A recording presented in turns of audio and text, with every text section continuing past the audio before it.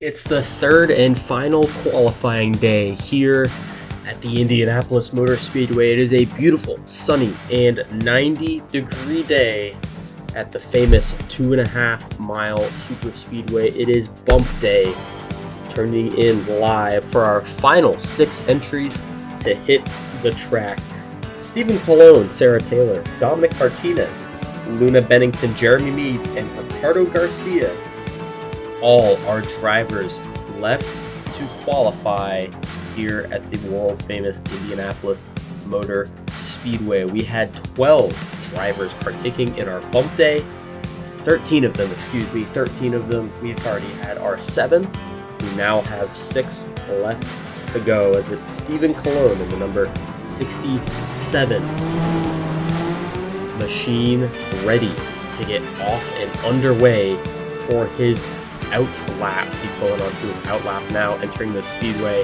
He'll have an out lap and then a warm-up lap, and then he'll be all set and ready to go for his 10-mile 4-lap average. As you see here, Sean McKean is currently on the top. James Alexander, Anthony Foss, and Matthew Hubert are your top 4, 30th through 33rd. Those are the drivers that are currently in the show. 30th through 33rd, the top 33 are going to be the drivers that make the race. 34th, Quentin Haley, Jay Mulder, Joe Kraus, those guys are all currently SOL. They will not be making the show. But the fate for everybody lies in the hands of Stephen Colon, who's out first here on our live broadcasted segment. Finally getting over my little sickness. I was talking yesterday to Jerry Chen, who is made it in the show. He's qualified 15th. He said that I did not sound quite that pleasing in the first 2 qualifying days. But here on qualifying day 3, Stephen Colon ready to start. 10 miles around the speedway, off and away he goes for lap number 1.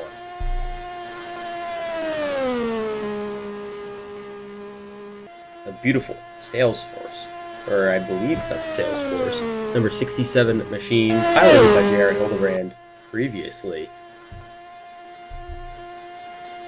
As you see the bump meter hovering right around that 33rd spot for Mr. Cologne. Springtime allergies for me have sort of cleared up, but the springtime heat has not gone away here at the Speedway. A little bit empty here on bump day, but the 67 is roaring around. Sean McKean, currently your fastest driver here today. Lap number 1, 207.384. And slower than what everybody except for Matthew Hubert put down. Hubert put down a 205.874 in the original qualifying. Stephen Colon was the 35th qualifier in the full skate qualifying session, so the driver of 67 is hoping for an improvement here. Obviously, an improvement would put him into the field of 33. His original time was a 207.373. He's looking to improve from lap 1 to lap 2. Lap 2, it's going to be a 207.185. So his average tracking a little bit slower than previously, but the speeds that we saw are pretty relative to what we saw on Tuesday here on this Friday afternoon at the Indianapolis Motor Speedway. Halfway home, halfway to go for number 67 of Cologne. Rookie last season in the LIMECAR Sim Racing Challenge, driving for Full Send. Had a pretty solid season. Could be better, could be worse, but they're looking to improve from season 1 to season 2, and this Indianapolis 500 start should be good momentum. His 4th and final lap on the charts, 207.122. One more flying lap to go for Stephen Colon. Colon hopes to make the 500 here. He had a pretty solid season, pretty solid run earlier when he last raced at the Indianapolis Motor Speedway, although a late restart plummeted him to 33rd.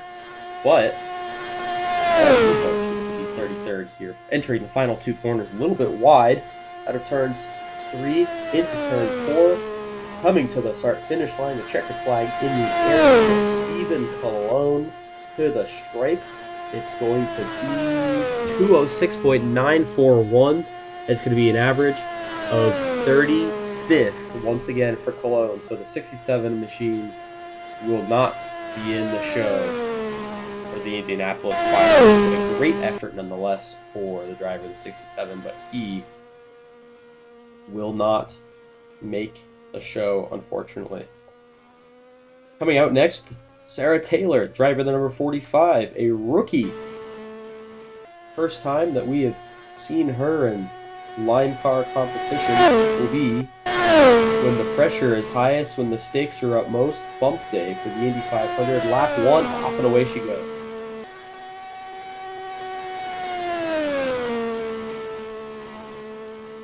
Not tracking well so far for Sarah Taylor. Sarah was 34th on the speed charts in qualifying with a 207.441. That would put her 32nd on the board, although, again, we mentioned it's not necessarily something that is easy to replicate.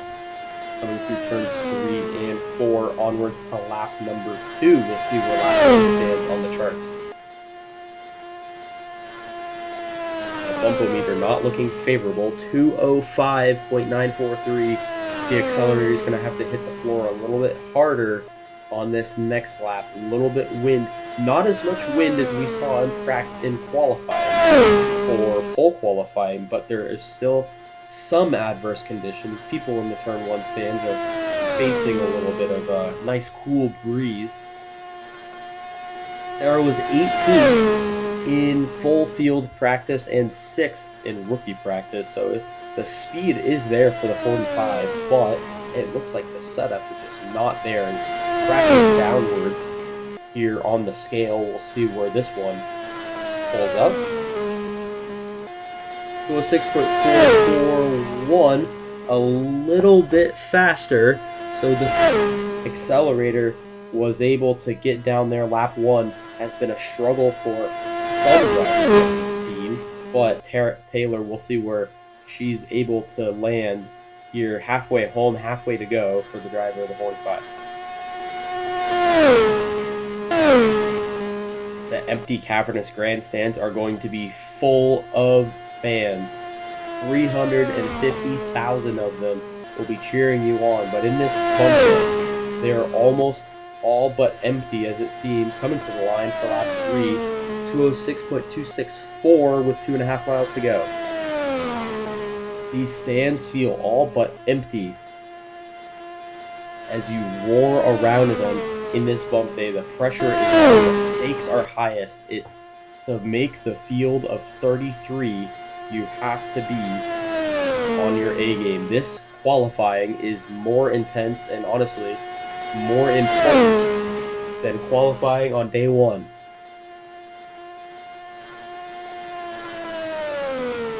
Off of turn 4, the driver of the Destiny 45 for Rahal Letterman Lanigan racing, coming to the stripe. It's going to be a 206.102. That's going to be a 4-lap average of 206.195, and that's going to be the last amongst our drivers that have gone out thus far. So, Sarah Taylor, not the best qualifying lap, and she will not make the show. Dominic Martinez in the number 26 for Andretti Global on the speedway, and off and away he goes.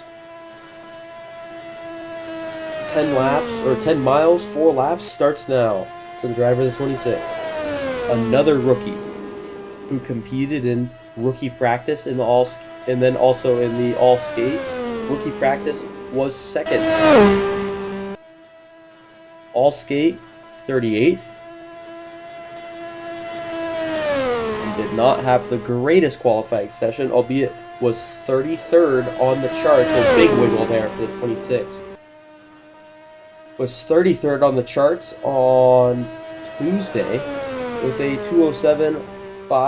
If he's able to replicate that, I mean, we've been saying a lot of ifs, but if he's able to replicate that as the third driver out on the speedway, that would more than likely put him 31st or 32nd, and that could lock him in. Down the back straightaway here. A little bit of wiggle. Looks like he's having some handling issues. First lap with a 206.478. Not what we wanted, what he wanted to see. We've seen lap 2 be better than lap 1 for some of these drivers. Coming to the line, halfway home for Mr. Martinez. It's a 206.402. A little bit slower. He's going to have to need some help really wide into turn 1. He really has to save the car. That is a fast car, but it's fast in an unsettling way. Barely almost misses the wall coming out of turn 2. He's really having to chase the car. We have not seen anything like this in today's session. We saw something like it in pole qualifying. Another almost goes under the white line there. Through turn 3, through turn 4, nice and smooth. 1 lap to go for Dominic Martinez, and he's just trying to hold on to this beast. 206.221 for Dominic Martinez. That line around turn 1 this time, not as wide as last time. Going through turn 2, here he goes. Oh, he gets loose. Oh, and into the wall! Dominic Martinez, a hard crash outside of turn 2, and the caution has come out. Martinez, big shunt for the driver of the 26. Thumbs up to the safety crew. We'll take a look at this replay to see what happened. He goes through turn 2, his normal line. Looks like he just drifts high and overcorrects it, gets loose, and then just catches air as he goes back up the banking into the fence, bounces off it, slides on his roof. Oh, that is just a gnarly impact for Dominic Martinez.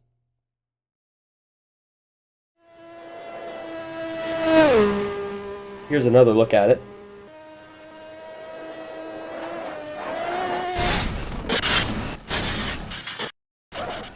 Oh, man.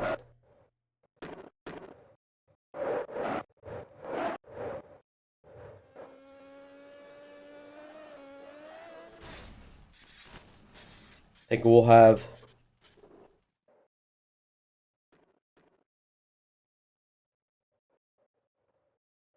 possibly a lot of incidents coming off of turn 2 during the big show. So Martinez getting checked out by the care center, but he did give a thumbs up. He walked into the ambulance. They've carted the car off the track, and now it's Luna Bennington with 3 drivers to go here at the Indianapolis Motor Speedway. Bennington starting her flying lap off, and away she goes. Number 8, Chip Ganassi Racing.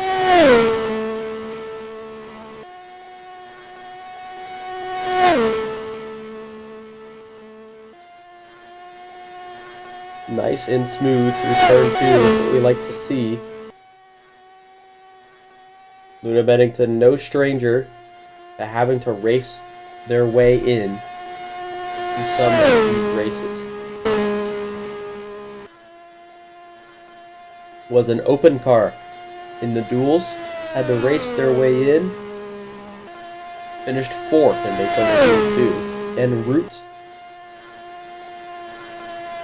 to a 31st place finish in the Daytona 500. Lap 1 for Luna Bennington, 207.748. This is close. This is going to be a close one here for the bump line. We'll see where Luna Bennington has on lap 2, 3, and 4. Now the back straightaway.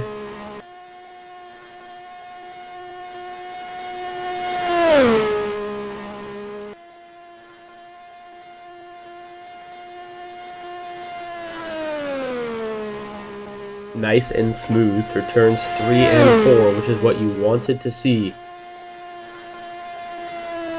Coming across the stripe, halfway home, 207.603 for Luna Bennington. 5 miles down, 5 miles to go at the Indianapolis Motor Speedway.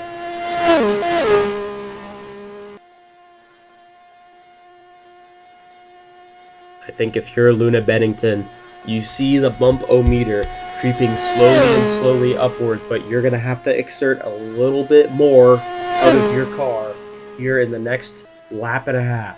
Sean McKean, James Alexander, Anthony Fox, Matthew Hubbard have not been challenged yet for their 4 positions in the field. Bennington, however, with a 207.442, this could be a bump moment. We could see Bennington bump her way into the field provisionally. 1 lap to go.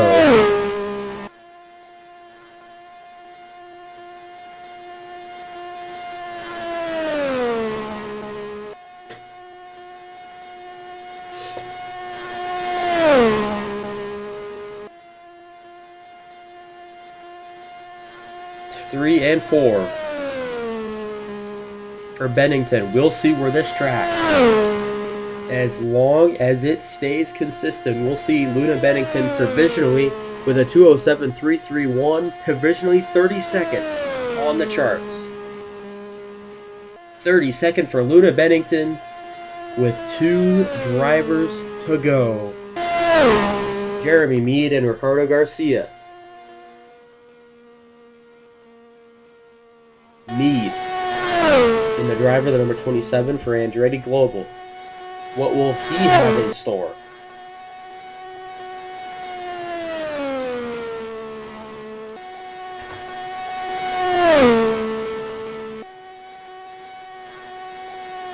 '27th in points last year in LIMECAR as a rookie for Bones Motorsports. Did very solid throughout the season. 27th in a very full, parity-filled field is not anything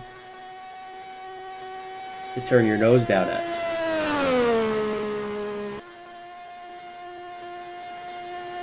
Experience at the Speedway, a 31st place finish in the Brickyard 400, but that's in a NASCAR car. We are in an Indy car. Coming to the stripe for lap number 1 is first 2.5 miles complete. We'll see where it lands. Lap 2 on the boards now. Lap 1 is a 2:08.41. That's good for quick time today. Not the fastest first lap that we've seen here today, but it's the fastest that we've seen since Sean McKean, who is still in 30th. Jeremy Meade is looking. He could bump out Anthony Foss here.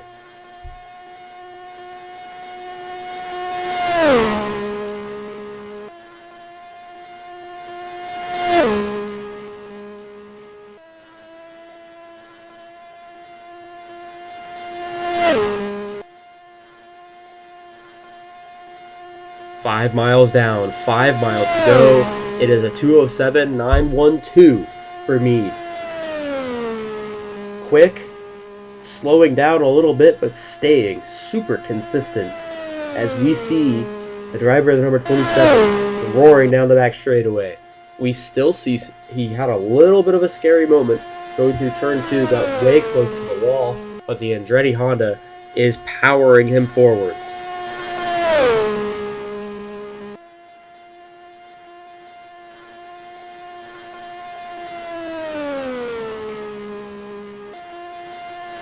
Down the front straightaway here. 1 more lap for Jeremy Meade to 2:07.76. That's good, but will he be able to keep it up? 2.5 miles to go here at the Indianapolis Motor Speedway. 2.5 miles left for Jeremy Meade. Rumors swirling his contract situation. Could he return to Bones Motorsports? Could he stay? An Indy 500 bump in would be a good statement, a good win, or a good showing at Indy would be a good statement for the free agent driver. Coming to the stripe after 10 miles. What's it gonna be? 207.593. That's a 4-lap average of 207.828. That is good for 31st. Jeremy Mead has locked his way into the Indianapolis 500. Regardless of what Ricardo Garcia does, Sean McKean, Jeremy Mead, James Alexander are locked in to the Indianapolis 500 and bumping out Anthony Foss. Now, the fate of Luna Bennington rests in the hands of Ricardo Garcia, driver of the number 44. For Rahal, Letterman, Lanigan Racing, Ricardo Garcia. No stranger to having to race his way in. 28th place finish in the Brickyard 400.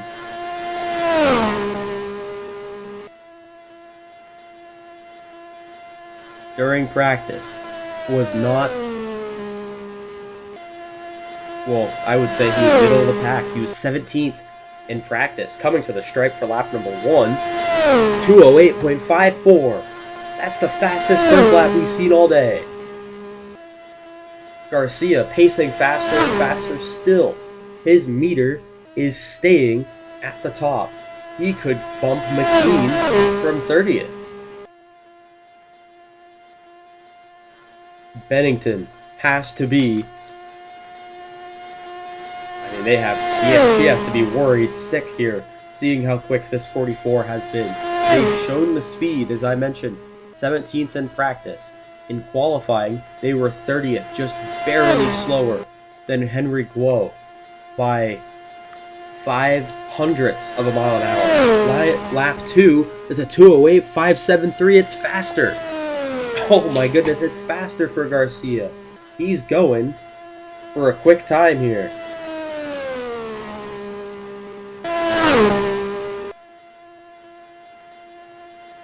This 2-lap average is faster than Braden Sigafus and Justin Haley, who competed for the pole.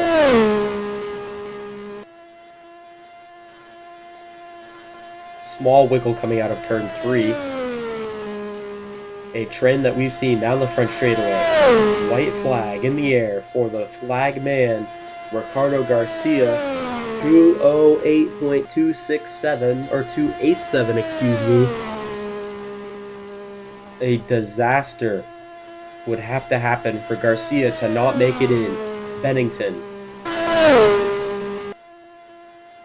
All but hope is almost lost. Ricardo Garcia, the final driver to go out here in qualifying.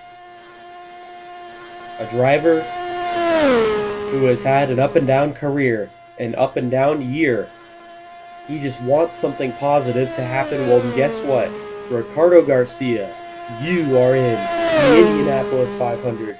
After 10 miles around the track, his 4-lap average is a 208.391, quickest on the charts. Luna Bennington knocked out. And Garcia is in 30th.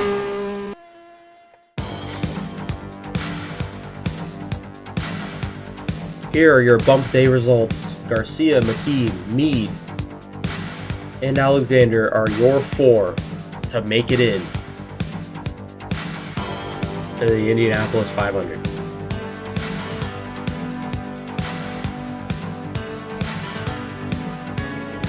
Impressive showings for all people here. But the lineup is set after 3 days of qualifying. We have set our lineup for the Indianapolis 500. We'll show it on the screen. Thank you guys for tuning in. We'll see you guys all next time.